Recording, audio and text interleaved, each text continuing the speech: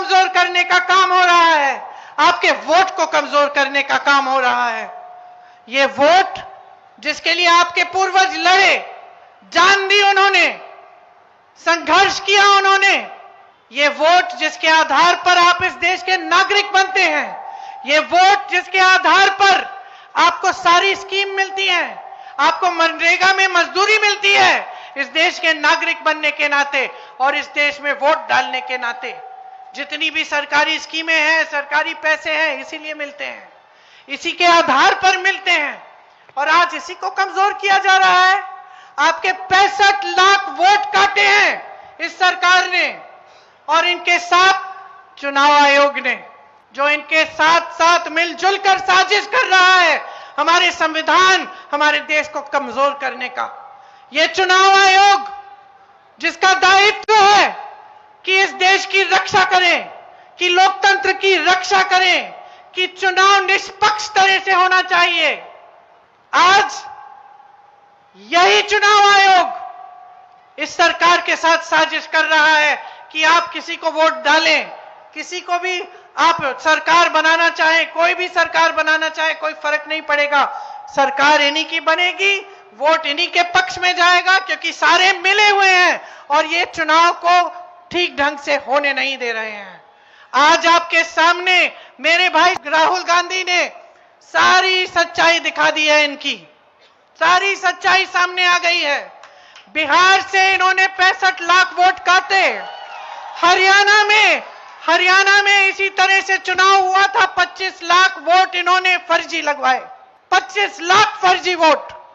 हरियाणा का सारा चुनाव चोरी कर लिया, चोरी की सरकार है हरियाणा में, और यहां की तैयारी कर रहे हैं।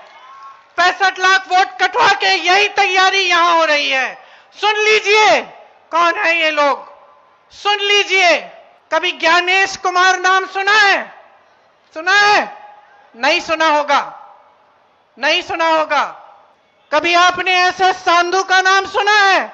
नहीं सुना होगा। कभी विवेक जोशी का नाम सुना है? नहीं सुना होगा, क्योंकि अपने पद और आयोग के पीछे छुपे हुए हैं।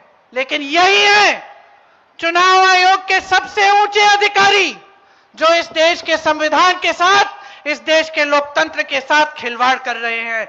याद कर लो इनके नाम, याद कर लो, क्योंकि आप देश की जनता हो, आपके खून और पसीने से ये धरती सींची गई है, और इस धरती के साथ, हमारी मातृभूमि के साथ, हमारे संविधान के साथ आज खिलवाड़ हो रहा है।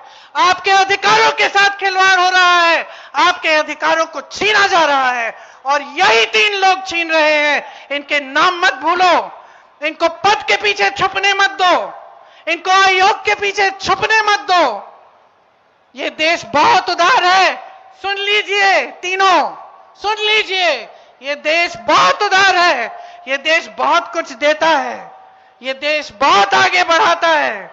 ये मां है हमारी, मां उदार होती है, लेकिन मां के अंदर दुर्गा की शक्ति भी होती है। और इस देश के साथ जो विश्वासघात करेगा उसे ये देश भूलेगा नहीं। आप सोचते हो आप रिटायर कर लोगे, चैन का जीवन जियोगे इस तरह का घोटाला करके, तो याद रखो ये देश आपको नहीं भूलेगा। आज से हर सभा में मैं इनके नाम सुनाऊंगी और हर सभा में आपसे बुलवाऊंगी। बोलिए मेरे साथ, बोलिए जोर से, ज्ञानेश कुमार, एसएस सांधू, विवेक जोशी, और याद रखिए इनके नाम, और याद रखिए कि ये देश आपका है, ये बिहार आपका है। ये कोई आपसे छीनने की कोशिश करे तो खड़े हो जाइए, अपने अधिकारों के लिए लड़ाई लड़िए, जिस तरह से आपके पूर्वजों ने हमारी आजादी की लड़ाई लड़ी।